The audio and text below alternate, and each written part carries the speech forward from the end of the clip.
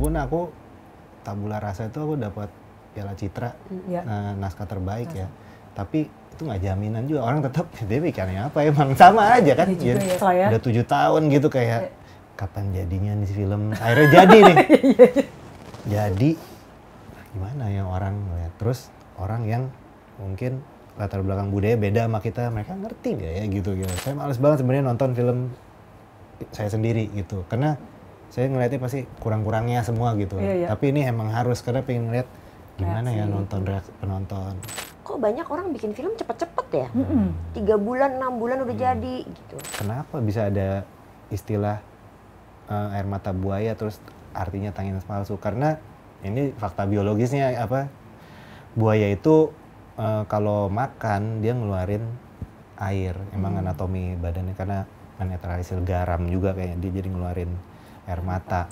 Ya, semua karakter itu kan pasti punya kebenarannya masing-masing. Tinggal masalah apakah kebenaran masing-masing itu menjadi konflik satu sama lain. Ketika kita bicara soal manusia, kita mesti membebaskan diri dari stigma kan. Dan manusia punya berbagai sisi gitu. Nah, berbagai sisi itu yang kita eksplor dalam film. Kalau kita lihat top 10 film terlaris Indonesia, ada nggak sih yang kualitasnya jelek?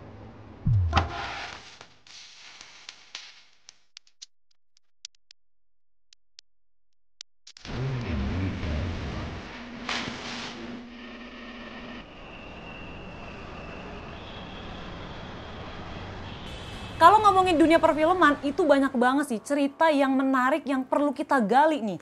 Jadi hari ini gue akan mengundang 2 narasumber gue, di mana dia punya peran penting di sebuah industri perfilman Indonesia. Jadi di sisi produksi ada produser hebat yang punya banyak banget pengalaman yang membawa proyek-proyek besar ke dalam layar lebar. Dan juga salah satu sutradara nih yang paling gue tunggu-tunggu banget, karena karyanya itu dalam mendirect bisa menggugah emosi penonton. Jadi kali ini kita bakal ngebahas gimana sih proses kreatif mereka itu di belakang layar. Dan apa sih tantangan yang mereka alamin khususnya dalam berkolaborasi dalam sebuah produksi film. Dan jawaban itu semua hanya bisa lu dapetin di Mora Show.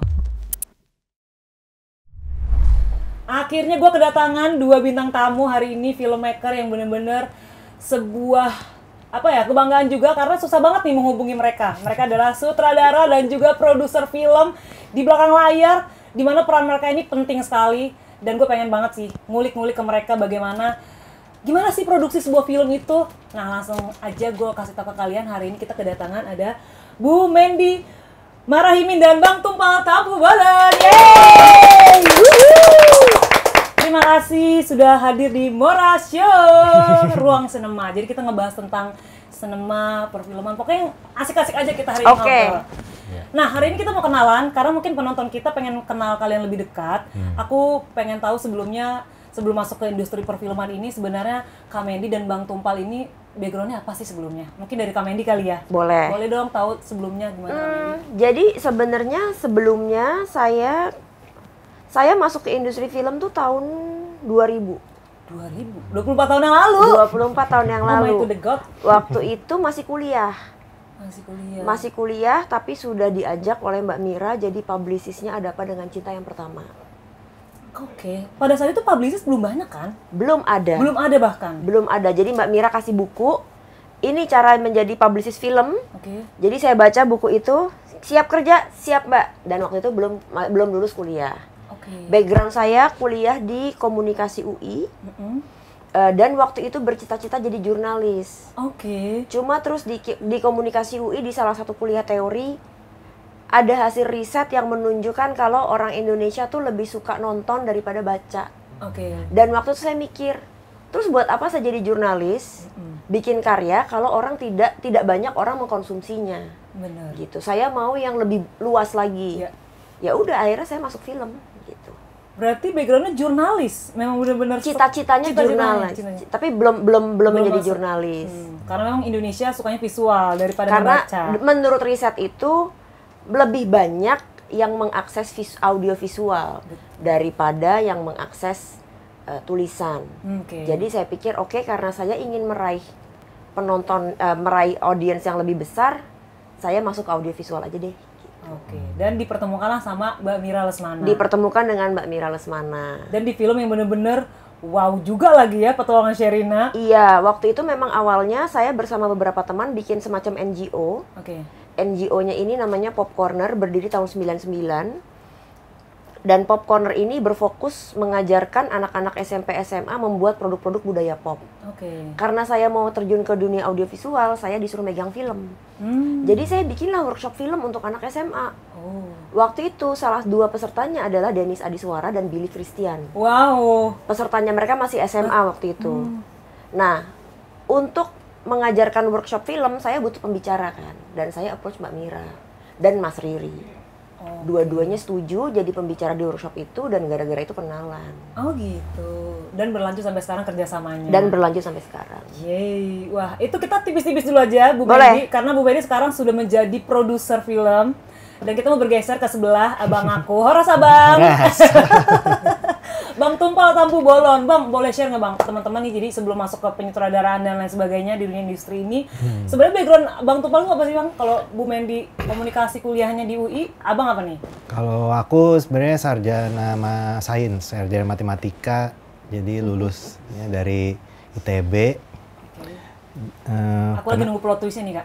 Plot twist-nya sebenarnya ya dari dulu emang suka nonton, suka nulis. Jadi selama kuliah itu memang bikin film pendek.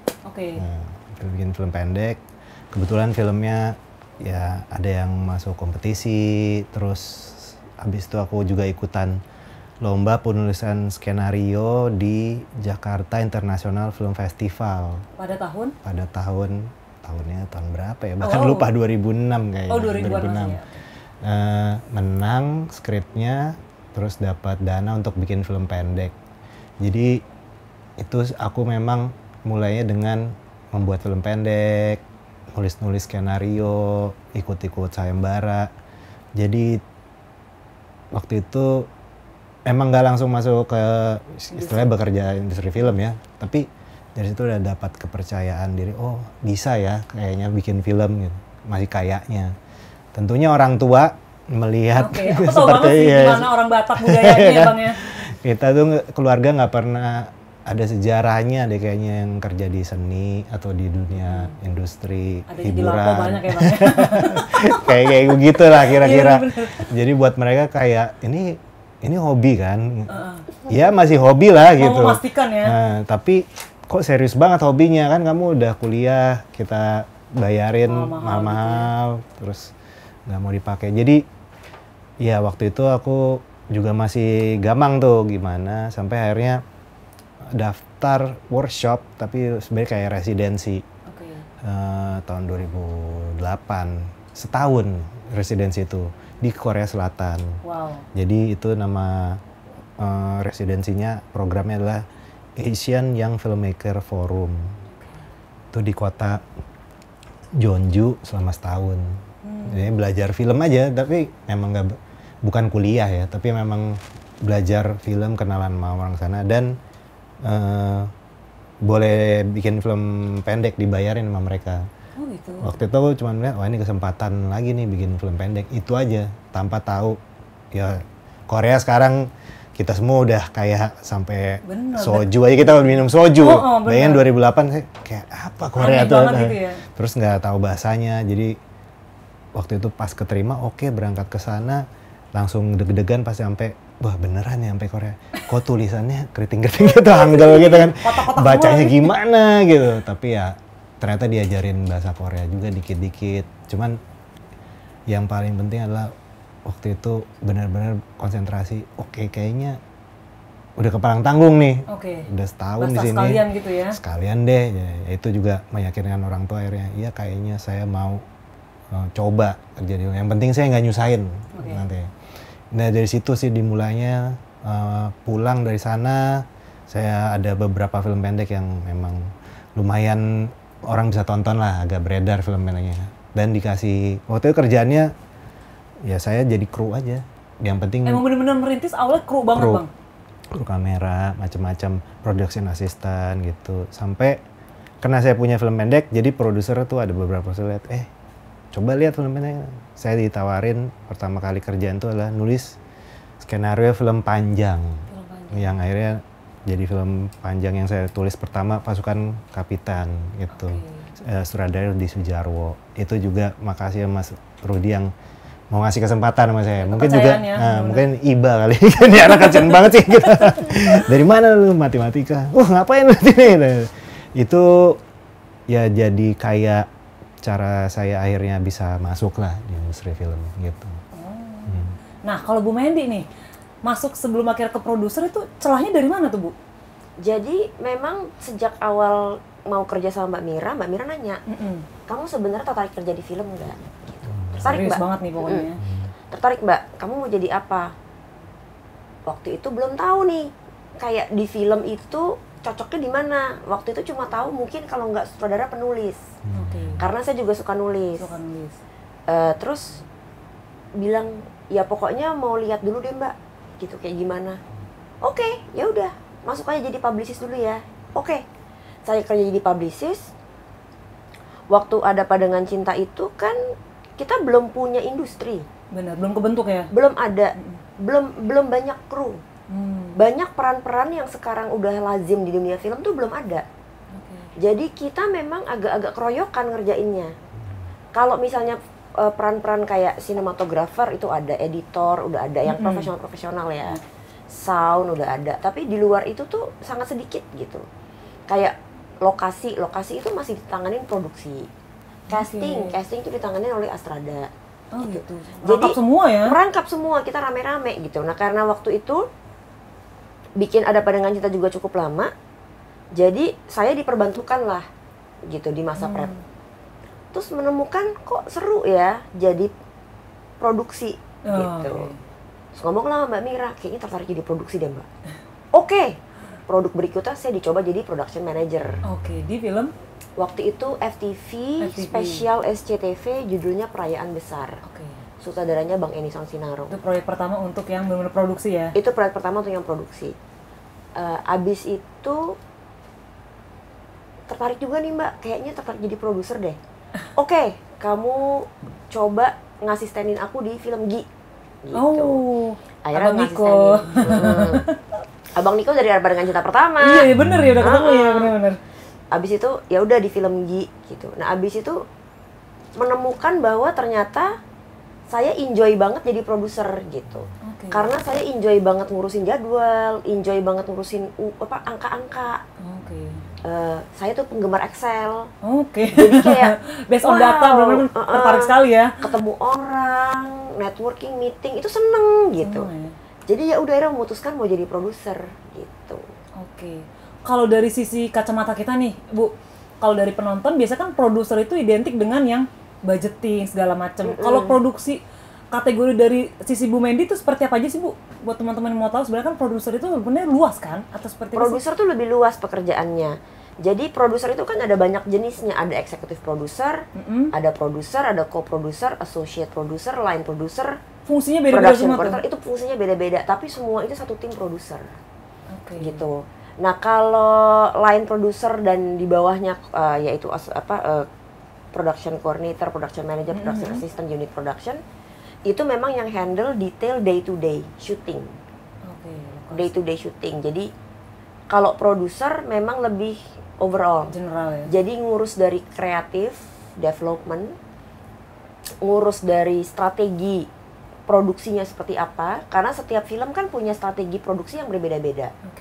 Strategi ini nanti yang diturunin ke line producer dan line producer yang ngejalanin. Gitu. Abis itu ngurusin promosi dan distribusi. Promosi distribusi juga? Promosi dan distribusi juga, walaupun itu hanya di Indonesia ya, dan beberapa negara yang tidak punya sistem distributor. Kalau di negara lain yang punya sistem distributor, abis filmnya jadi, diambil sama distributor yang jualan ke bioskop. Gitu, nanti kita bagi hasil. Tapi di Indonesia karena tidak ada sistem distributor, produsernya langsung yang distribusi ke bioskop.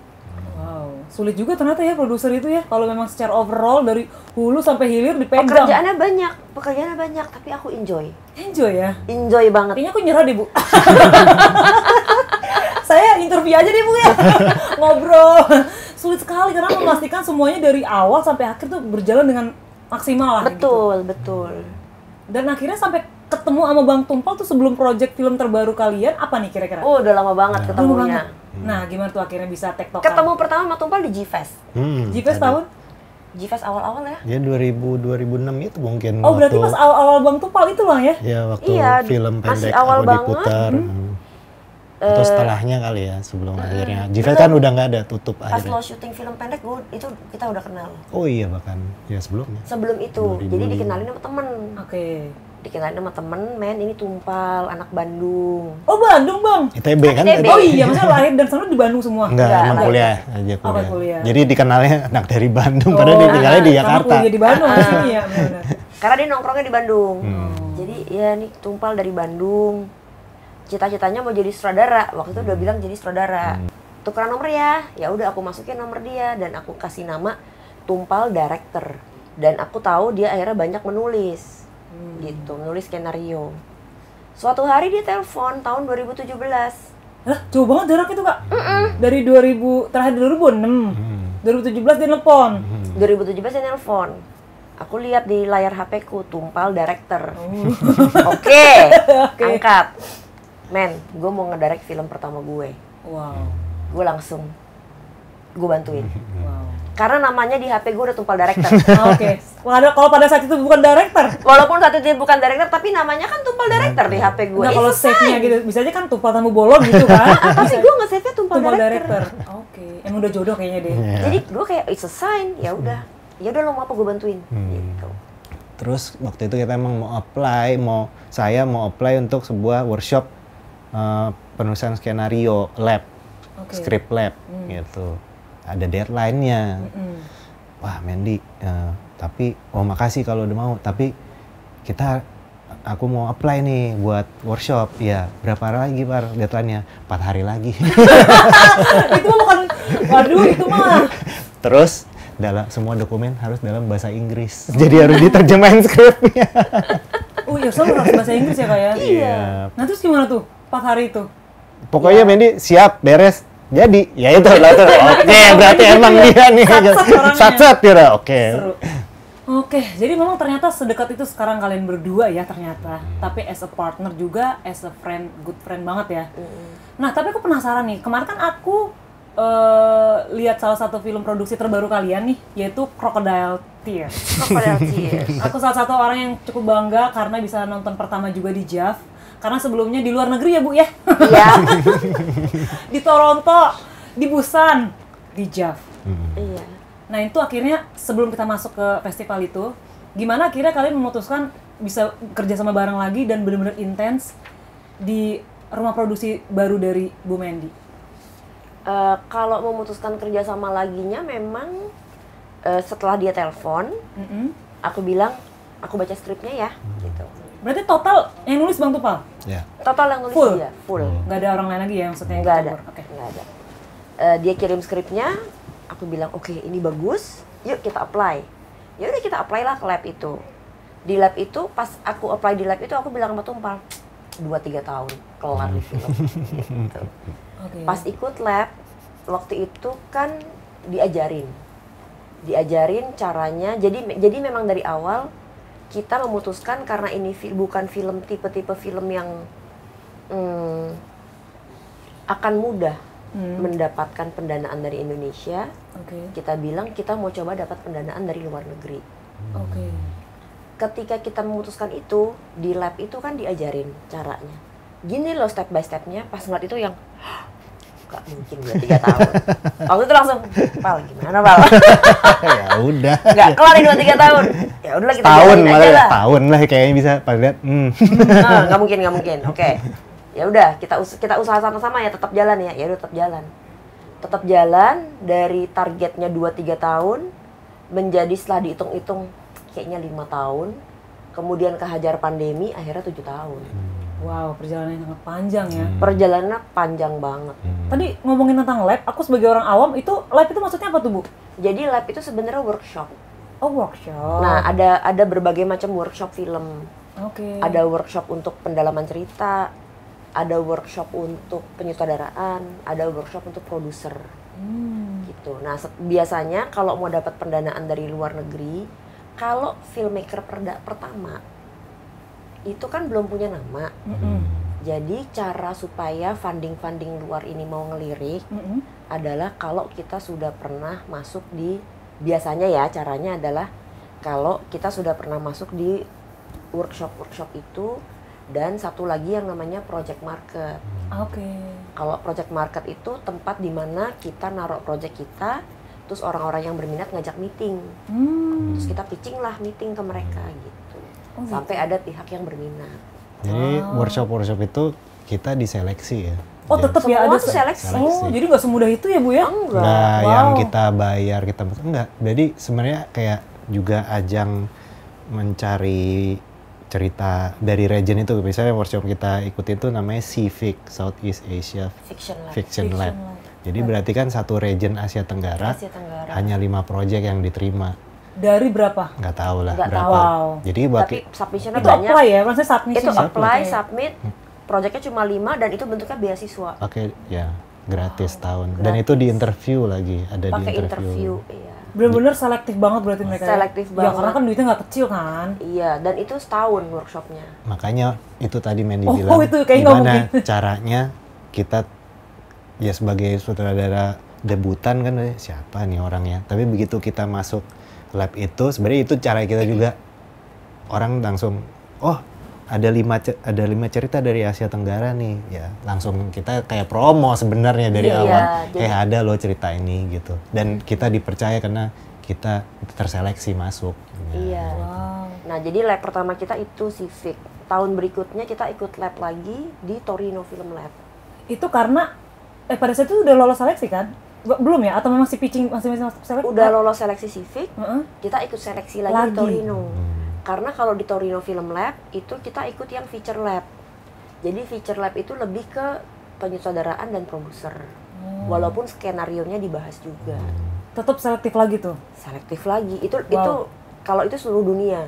Berarti banyak negara dong yang akhirnya yang masuk situ ya. Maksudnya akhirnya terpilih pun 5 yang itu terpilih cuma berapa ya feature dari negara 10. 10. Ini yang kedua itu ya. Yang kedua itu cuma 10 project dari seluruh dunia. Wow. Jadi yang datang juga nanti, jadi setelah CFIC setahun kita apply lagi, jadi nggak berbarengan. Dan itu Torino Film Lab itu salah satu lab film terbaik di dunia. Torino Film Lab. Dan yang nanti sama setahun di ujung workshopnya itu pitching. Nah, siapa yang datang ke pitching itu yang sebenarnya semua funding, semua orang festival Eropa. Udah datang, betul. Jadi nggak cuma dari Amerika, Eropa, pokoknya bener-bener Amerika Selatan betul. semua. Dari seluruh dunia. Seluruh dunia ya. Berarti memang awal itu karena pengen dananya itu dari luar, pengen seperti itu. Kita ingin mendapatkan sebagian pendanaannya dari luar negeri. Karena memang sebesar itu ya budgetnya. Sebenarnya budgetnya untuk ukuran film Indonesia yang lain standar-standar aja. Average ya? Average. Cuma kalau misalnya kita nggak ambil sebagian dari luar negeri, porsi investasi dalam negerinya jadi 100% kan. Dan kalau misalnya kita bisa dapat pendanaan dari luar negeri, porsi investasinya kan berkurang. Jadi resikonya juga berkurang. Nah, plus ada kemungkinan distribusi di luar gitu jadinya. Iya juga ya. Tapi sulit juga loh itu dari belahan dunia manapun. Cuma prosesnya memang lebih lama dari film biasanya. Wow. Dan akhirnya gimana tuh Bang Tumpal, akhirnya salah satu karya tulisnya dipercayakan, benar-benar dipilih malah ya, dan akhirnya didanai ya sama lab itu. Ya itu juga memang suatu yang aku sadarin, kayak waktu itu sama Mandy, ya kalau kita nggak ada duit sama sekali. Kalau mau cari duit tadi sutradara pertama, meskipun aku tabula rasa itu aku dapat Piala Citra, naskah terbaik ya. Tapi itu nggak jaminan juga, orang tetap dia bikinnya apa emang sama aja kan. Ya. Kalau dia realistisnya gitu ya. Sama aja. Jadi menurut aku mungkin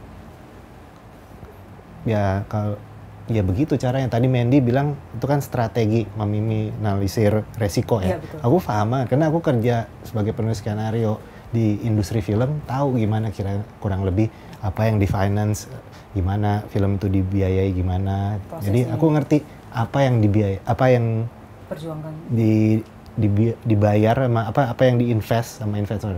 Terus lihat cerita aku, sulit sih.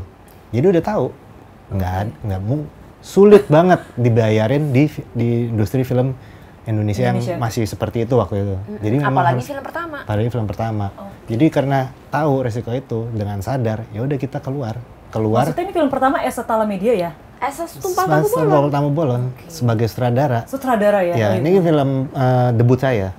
Saya sebelumnya track recordnya lebih sebagai penulis skenario. Iya, penulis. Penulis skenario sama sutradara itu dua hal beda sih. Dua hal beda ya? Meskipun saya pernah dapat Piala Citra untuk sebagai penulis skenario, sebagai sutradara saya yang siapa lu gitu kan. Iya. Jadi ini caranya. Jadi itu juga gimana saya ngukur ide saya itu sesolid apa sih gitu. Jadi ya udah kalau emang jelek ya ketahuan nih, kita nggak akan masuk. Tapi kalau masuk berarti ada sesuatu. Berarti emang bagus gitu. Ya apalagi semakin lama pertama dari Asia Tenggara terus seluruh dunia, ya semakin yakin. Oke, berarti emang ini benar udah landasannya kuat gitu ya. Landasannya kuat, nggak main-main. Kita emang udah seleksi, terus kita ikut workshop, kita juga ditanya orang dari berbagai arah gitu ya, itu cerita wah diteliti bener-bener deh, ditanya semua kenapa gini kenapa gitu. Jadi saya ngerasa selama 2 tahun itu saya udah tahu saya mau bikin apa, ceritanya kayak gimana gitu. Oke, berarti emang udah dari kepala semua tuh ya, pokoknya apa yang mau gue tulis, apa yang mau gue visualin, sampai akhirnya terjadilah film ini, Crocodile Tears, dan akhirnya proses produksi juga lumayan cukup sulit kayaknya ya. Aku lihat filmnya kemarin, aduh gini syutingnya gimana? Ampun, gila itu ada buaya hidup bener-bener. Wah, kalian wajib nonton tuh nanti di tahun 2025, gue udah nonton, bahkan gue akan nonton lagi. Karena sebenarnya sebelum masuk ke filmnya ya, ada banyak yang mau aku tanya nih, gak sabar banget rasanya. Tapi gimana nih perasaan Bang Tumpal akhirnya dijawab, sebelum dijawab deh, pertama di Busan atau Toronto? Toronto. Dan akhirnya respon di Toronto itu gimana tuh Bang? Toronto Film Festival. Itu memang, maksudnya kita world premiere di Toronto salah satu festival yang besar ya di dunia. Ya pokoknya pas sebelum pemutaran aku muntah ya gitu. Itu kayaknya emosi ngumpul. Ya kayak asam lambung naik gitu. Gugup banget karena akhirnya film ini akan dilihat orang lain. Iya. Penonton aja bertemu sama penontonnya. Iya. Ya kita mah udah nonton berkali-kali ya, udah selama ngedit. Terus udah kayak udah 7 tahun gitu kayak kapan jadinya nih film. Akhirnya jadi nih. Jadi gimana ya orang lihat. Terus orang yang mungkin latar belakang budaya beda sama kita, mereka ngerti nggak ya gitu gitu. Terus ya udah diputar dan kita juga ikut nonton ya. Saya males banget sebenarnya nonton film saya sendiri gitu, karena saya ngeliatnya pasti kurang-kurangnya semua gitu. Tapi ini emang harus karena pengen ngeliat gimana ya nonton reaksi penonton. Jadi saya lebih meretain penonton kiri kanan. Responnya gitu ya? Ya setelah pemutaran. Ada Q&A kan, ya lumayan banyak yang tetap di layar dan di bioskop dan nanya. Jadi menurut saya responnya mereka tertarik, tetap di bioskop sampai pingin nanya gitu kan, wah. Kayak terus ada orang-orang yang juga, wah terima kasih udah bikin film ini. Jadi saya merasa waktu itu wah diapresiasi ya. Sangat gitu. Terus habis setelah itu kita ke Busan, ke London, kemana, jadi sampai sekarang udah mungkin 10 festival ya. Wow, 12. Gila ya Bu Mendy ya. Akhirnya selama 7 tahun itu buahnya rasanya tuh gimana tuh Bu? Karena 7 tahun bukan waktu yang sebentar ya Bu ya. Betul. Aku aja 2 tahun 3 tahun lama. Jangan kan 3 tahun deh. Shoot, sekarang kan syuting cepet sekali Bu ya. Maksudnya 3 bulan Januari syuting. Lah Juli udah keluar. Kayaknya feel-nya ya udahlah yang penting produksi aja gitu. Tapi kan ini kayaknya personal sekali Bu ya. Betul. Bisa ini nggak sih? Rasanya gimana ya? Rasanya seneng sih dan puas gitu. Maksudnya ketika aku di film, kerja di film, aku tahu memang ada begitu banyak cara bikin film. Dan ada begitu banyak industrinya. Yang domestik, yang internasional, dokumenter, itu semua beda industri. Beda cara kerja. Industrinya mungkin sama tapi beda cara kerja industrinya. Jadi waktu aku pertama di Mbak Mira, kan aku belajar Mbak Mira kan kalau bikin film juga idealis. Betul. Dan lama juga ya. Dan lama juga gitu. Walaupun nggak selama Crocodile Tears. Tapi lama. Ya maksud untuk standar industri kita cukup lama. Dan dia idealis. Nah dari Mbak Mira itu terus aku ngelihat kok banyak orang bikin film cepet-cepet ya. 3 bulan, 6 bulan udah jadi gitu. Kayak apa sih rasanya ya gitu. Ya udah aku resign, aku coba kerja di perusahaan yang seperti itu. Oke. Jadi sempat nyoba tuh, dan aku nggak tahan. Justru malah nggak tahan ya? Nggak tahan, karena ada rasa kepuasan yang hilang. Oke, ibaratnya tuh ya Kak, kalau kita ke perjalanan naik kereta, kita kan lihat pemandangannya, banyak yang kita lihat dan kita nikmatin. Nah itu hal yang itu hilang, tiba-tiba udah nyampe aja gitu ya? Lebih ke ketika ngeliat hasilnya, kok gitu ya? I'm not proud, gitu.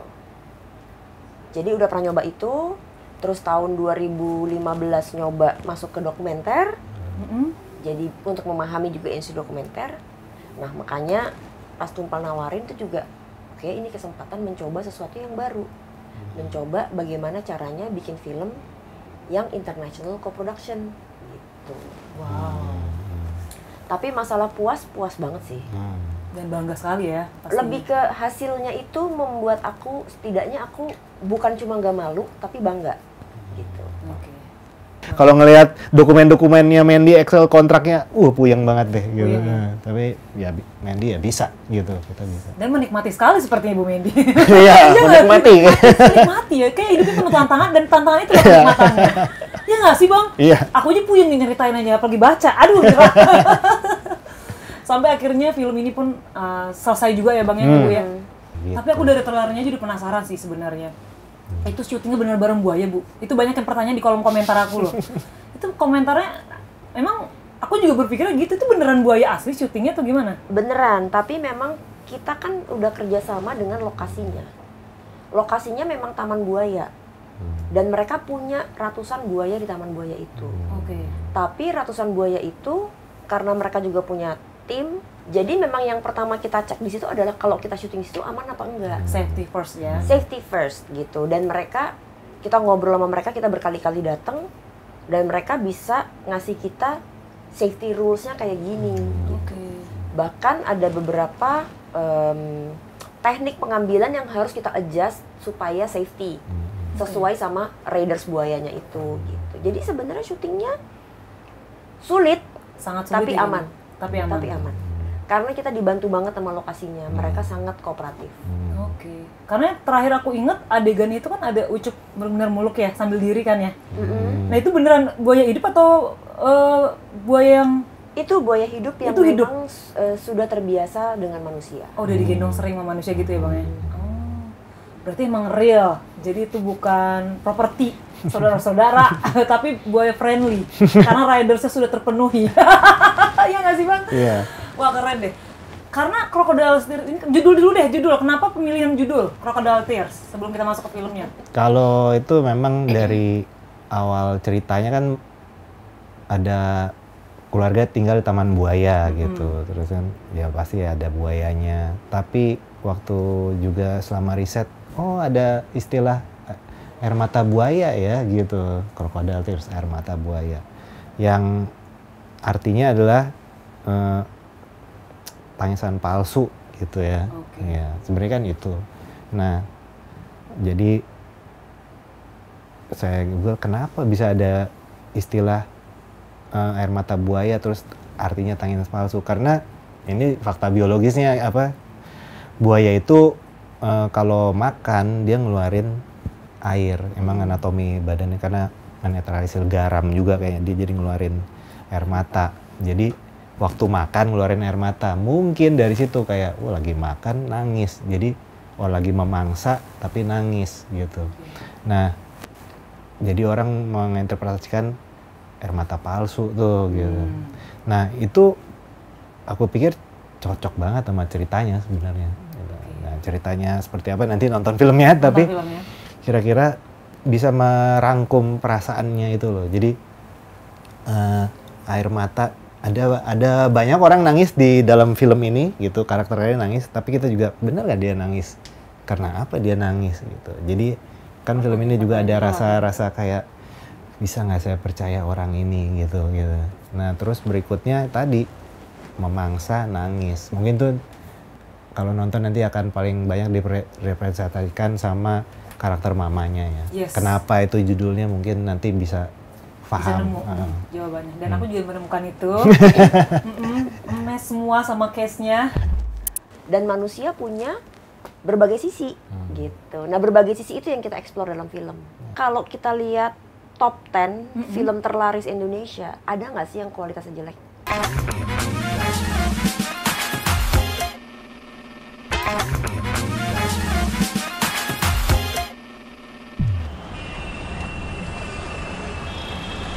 Waktunya guys, bersama sutradara dan produser kita, Bang Tumpah Tambubolon dan Bu Mendy Marahimin. Yes, aku nggak salah. Kita main games yuk. Berarti kuning, Bu Mendy. Oke. Abangku, satu-satu. Ini apa? Door prize nih, door mobil. Dapat mobil Alfa kalau nggak salah gitu. Dibuka ya. Oke, boleh dibaca pertanyaan yang ada di dalam kertas itu. Mungkin dari Bu Mendy dulu. Oke, jadi dibaca ini. Yes. Oke. Stigma. Ya. Produser sering dianggap sebagai orang yang mudah terpengaruh oleh sponsor atau pihak luar dalam membuat keputusan. Nah, tanggapan Anda? Tanggapan saya, tidak dong. Tidak dong. Tergantung produsernya sih. Yes, individualnya. Tergantung individunya, tapi seorang produser yang baik akan selalu mementingkan karyanya. Wow. Apa yang terbaik untuk filmnya. Yes. Kalau memang masukannya masuk akal, reasonable, kenapa tidak dipertimbangkan? Walaupun mungkin juga tidak pernah ditelan bulat-bulat. Okay. Dan semua itu harus didiskusikan dengan sutradara sebagai pihak yang akan membuat filmnya gitu. Okay. Kan kita juga pengen sutradara merasa memiliki filmnya kan. Iya dong. Jangan sampai cuma gara-gara kita dengar investor bilang A, sponsor bilang B, kemudian sutradara jadi tidak bisa membuat karyanya secara maksimal. Iya. Jadi kita juga punya sikap ya Bu ya? Iya dong, dan tugas produser untuk menyaring itu semua gitu. Nice. Abangku. Sutradara muda dianggap belum memiliki cukup pengalaman untuk menangani proyek besar. Nah, muda itu bukan ya tergantung dia matang atau enggak menghadapi masalah ya, udah gitu. Maksudnya jadi itu cuma excuse aja ya Bang ya? Iya. Nice. Lanjut pertanyaan berikutnya. Obok-obok di obok-obok. Ini deh. Pertanyaan dari tim kita. Produser hanya peduli dengan keuntungan finansial bukan dengan kualitas film. Pertanyaan macam apa ini? Boleh dijawab Bu? Kalau menurut saya, keuntungan finansial dan kualitas film itu selalu hand to hand. Karena kalau kita lihat top 10 film terlaris Indonesia, ada nggak sih yang kualitasnya jelek? Iya juga ya. Yang gambarnya buruk, suaranya jelek, nggak ada. So quality always goes hand in hand with keuntungan finansial. Itu berbanding lurus ya? Berbanding lurus. Jadi kalau memang tidak semua film dengan kualitas baik kemudian bisa box office, karena kan ada banyak faktor-faktor yang mempengaruhi. Tapi biasanya film yang box office yang kualitasnya bagus, gitu. Entah dari penceritaan, entah dari gambar, entah dari musik, suara, tapi kualitasnya selalu bagus. Gitu. Jadi selalulah bikin film dengan kualitas bagus. Nice. Wow, terima kasih Bu dan Bang Tumpal. Nah, ngomong-ngomongin cast nih Bang Tumpal dan Kak Mendy. Ini kan pemilihan karakter buat Kak Marissa ini kan krusial banget kan. Betul. Ini ada beberapa nih tanpa spoiler ya. Jadi yang aku tangkap sebagai penonton memang hubungan toksik ibu dan anak ini unik sekali gitu ya. Emaknya yang cemburuan seperti itu. Ini nggak spoiler nggak sih? Nggak kan ya? Aman ya? Di premis sama nggak? Aman. Ada di premis. Di trailer juga ada itu. Ya. Jadi tuh emang hubungan toksik yang dari kecemburuan sampai akhirnya jadi ngeganggu ke semuanya gitu loh. Itu sebenarnya dari sisi penulisan sebenarnya Bang Tumpal yang pengen disampaikan ke penonton lebih ke situnya kah dari sisi karakter si Marissa itu? Jadi film ini kan secara tematik memang bicara cinta juga ya gitu. Cinta. Jadi saya juga waktu itu bikin film ini karena nonton ada induk buaya mindahin anaknya tuh ditaruh di rahangnya gitu. Cara induk buaya mindahin anaknya kalau ada predator lain masuk, mangsa adalah naruh anaknya di dalam rahangnya, dalam mulutnya gitu. Nah waktu saya nonton, wow, ada campur aduk rasa, ngeri juga ya, tapi lembut juga gitu kayak, karena dia perang yang sama tuh bisa bunuh bison, bisa bunuh yang lain-lain, tapi kok di sini bisa melindungi gitu. Nah, jadi buat saya waktu itu mungkin cinta kayak gitu, atau cinta seorang ibu ke anaknya bisa kayak gitu. Jadi dari situ kayak saya mau bicarain sesuatu soal cinta yang memang bisa ambigu gitu ya. Dia keras, mengerikan, tapi juga sebenarnya lembut gitu. Nah, pakai metafora ya buaya gitu.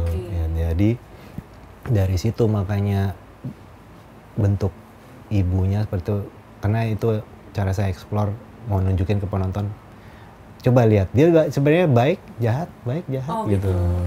Jadi biar benar-benar abang membiarkan POV penonton seluas-luas itu ya, sebenarnya tuh karakter si Marissa ini baik atau jahat mereka aja yang nilai gitu.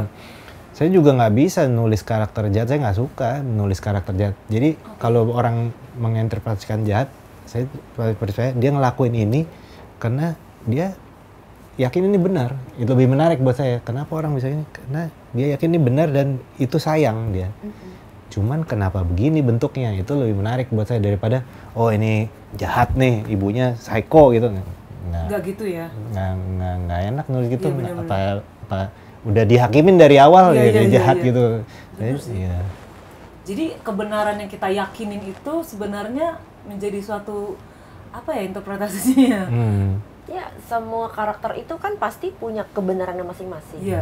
Tinggal masalah apakah kebenaran masing-masing itu menjadi konflik satu sama lain. Nah, disitulah dramanya dimulai. Karena aku pas lihat di rumah gitu ya, apalagi banyak scene-scene di rumah yang loh, kok Anda seperti itu gitu loh. Terhadap anak Anda gitu. Apakah itu ideal bagi seorang ibu terhadap anak laki-lakinya gitu? Iya, tapi kan again ketika kita bicara soal manusia, kita mesti membebaskan diri dari stigma kan. Seorang ibu tuh harus seperti apa, itu kan stigma. Tapi kan setiap ibu juga adalah manusia seutuhnya. Dan manusia punya berbagai sisi gitu. Nah, berbagai sisi itu yang kita explore dalam film.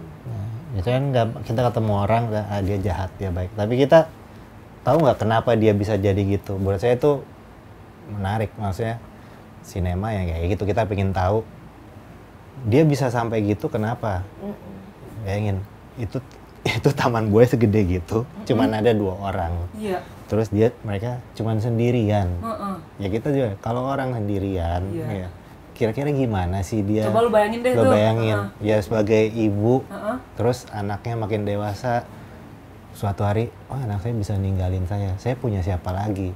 Jadi kan tuh semua motivasi kenapa gitu, itu kan menarik dan orang akan melihat. Nah, orang bisa ngelihat kenapa kira-kira dia seperti itu.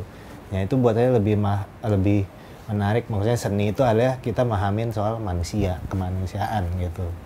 Meskipun bentuknya ibunya kayak gitu, kita bisa paham, manusia emang bisa gitu ya, dan kita bisa narik ke kehidupan kita masing-masing.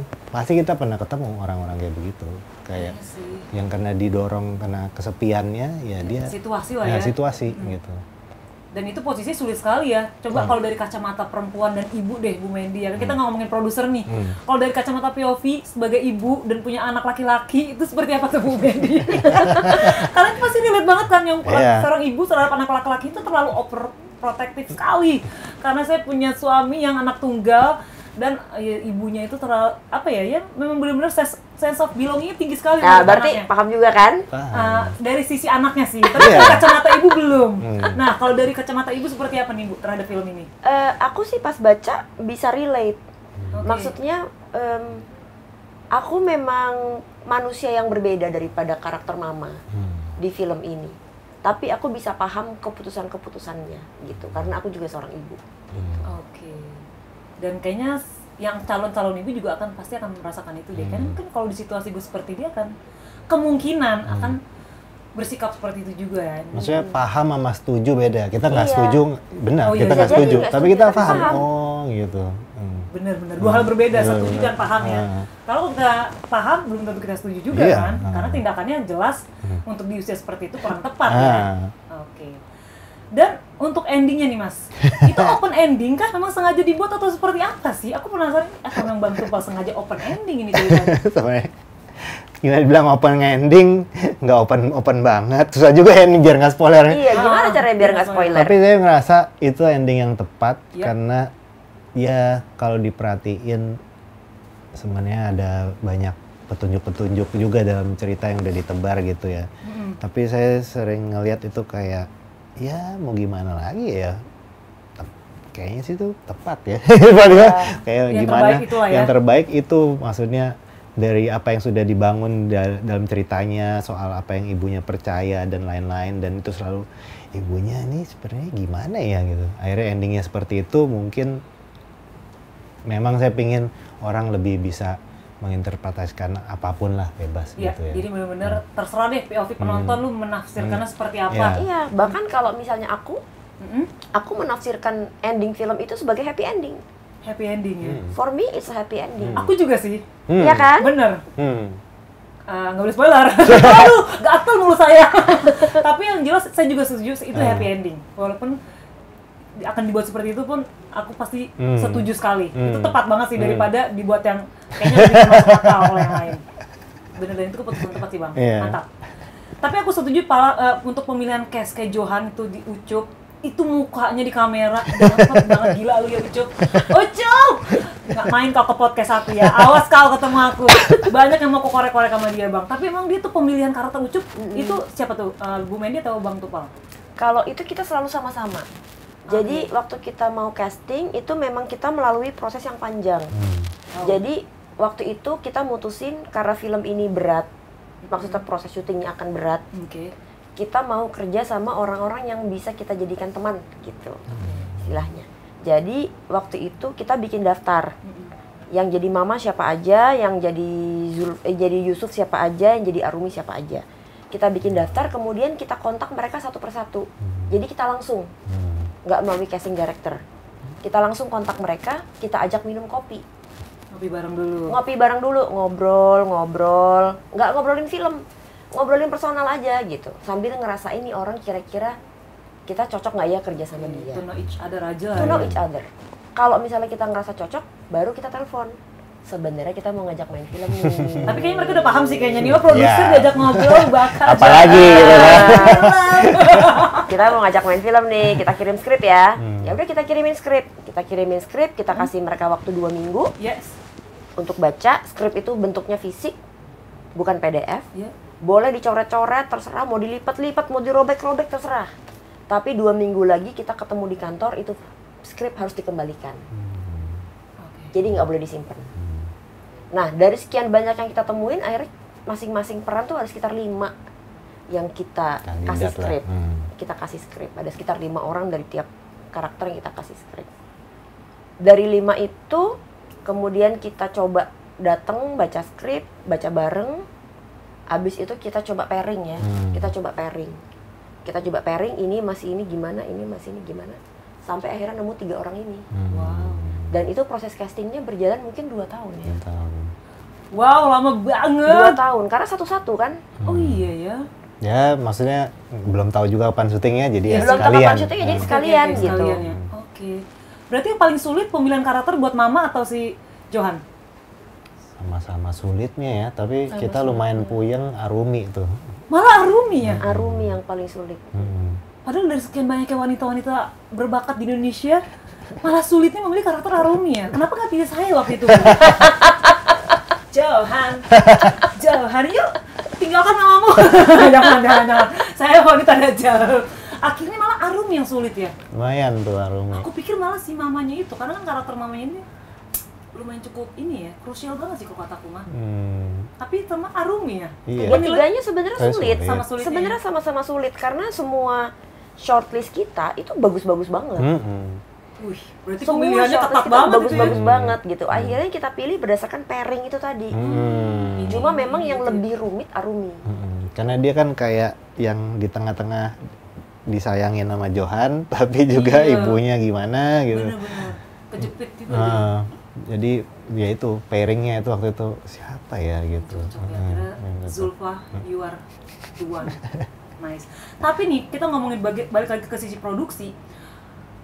Keterlibatan kalian berdua ini pasti akan ada perbedaan pendapat lah ya Kak. Nah itu gimana tuh kalian dalam mendiskusikannya? Karena kan pasti punya idealisnya sendiri sebagai penulis, Anda juga sebagai produser punya idealis Anda sendiri gitu. Pernah berantem nggak sih? Ada pasti kita bukan berantem. Tapi lebih kemana biasanya konflik itu? Argumen-argumennya sih soal filmnya, bukan kayak nggak tahu ini antara umur. kita udah lumayan.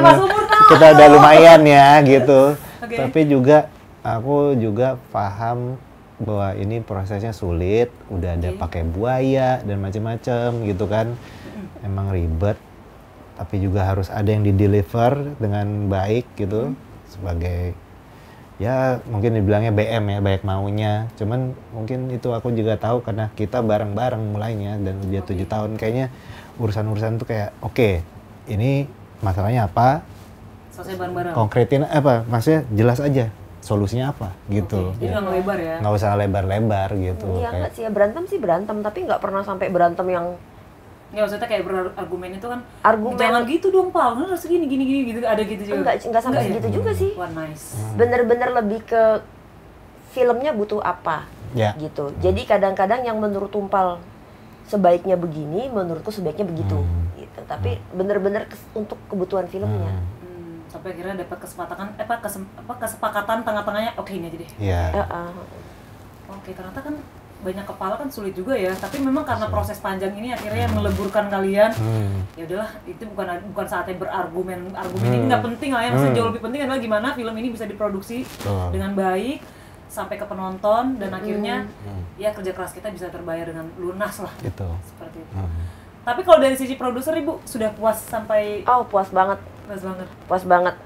Ketika karena develop skripnya panjang kan. Dan 2 tahun ya Bang ya? Iya lumayan gitu, 2 tahun lah nulis terus sih, tapi ya panjang lah ya. Panjang. Dan ada berbagai macam draft, perubahannya banyak gitu. Tapi yang paling aku salut dari Tumpal, setiap kali kita punya masalah skenario, kemudian kita diskusiin sama-sama, ini ada masalah di sini. Dia selalu minta waktu kan, kasih gue waktu. Dia mikir. Ketika dia balik, solusinya tuh selalu luar biasa.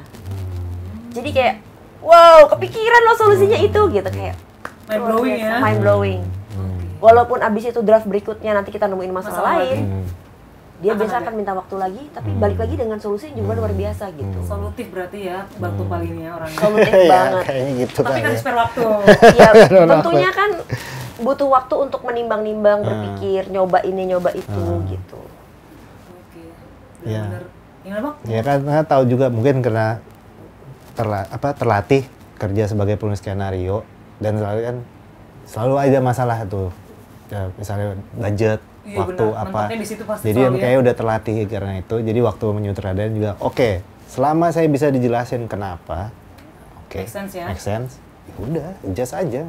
Karena ya pingin bagus. Tapi komprominya tuh bukan kayak urusan-urusan lebih gampang atau lebih lucu, bukan lebih lucu, lebih gampang gitu, tapi kayak ada apa masalahnya nih misalnya. Kalau memang masalahnya ada yang tidak jelas, itu harus diaddress. Atau ada yang tidak konsisten. Kalau nanti urusannya semakin mendekat syuting, memang kita ini sulit, ada yang hati-hati karena ini keamanan dari pemain kita gitu. Yang bener aja lo, dikejar-kejar buaya gitu kan. Itu langsung, oke. Mungkin kelewatan kali ya gue. Terlalu jauh. Karena ada orang nih yang nanti benar-benar nyawa. Itu saya langsung tuh kalau bisa, nggak gitu. Karena, wow, aku aja ngeliat filmnya, wah ini kayaknya syutingnya gila ini. Wow, respect akhirnya masuk nominasi film panjang terbaik di FFI 2024. Sudah tayang di Toronto Film Festival, Busan Film Festival, dan masih banyak 12 lainnya. Dan akhirnya, kalau penonton tanya, aduh kapan nih tayangnya Crocodile Tears? Gak ada nonton. Kira-kira penonton bisa nonton kapan ya Bu? Kira-kira? Doakan aja bisa segera karena kami masih menunggu kabar dari 21. XX1, viralkan. Masih nunggu jadwal dari 21 ya. Tapi doakan aja bisa segera. Amin. Karena panjang sekali antriannya film-film Indonesia kali ini. Betul. Ya. Dan harapannya semoga Crocodile Tears juga diterima banyak sama penonton. Amin. Karena ceritanya juga relate juga untuk kita para wanita, laki-laki, anak muda, kayak semuanya deh. Dan aku harap sih film ini bisa jadi apa ya? Jadi cerminan juga sih, berkaca juga nih akan nanti suatu saat gue akan seperti apa orang tua. Bahkan gue jadi posisi sebagai anak, gue sudah benarkah dalam menjadi anak dan akan menjadi orang tua gitu. Dan banyak kacamata POV yang luas banget yang bisa diambil, diserap dari film ini. Terima kasih Bang Tumpal Tambu Bolon. Terima kasih. Dan penulis skenario dan juga sutradara film debut Anda, Crocodile Tears, yang terbaik untuk Bang Tumpal dan karyanya. Dan Bu Mendy, produser muda kita, selalu muda, karena selalu ketemu banyak orang. Saya selalu Bu, Bang Tumpal. Terima kasih banyak. Terima kasih. Doanya banyak proyek-proyek lagi yang bisa dilahirkan di Tala Media. Amin. Dan terus berkarya lah Bu ya. Amin. Kerja. Terima kasih. Sampai jumpa nanti di kesempatan berikutnya. Terima kasih. Ya, bye.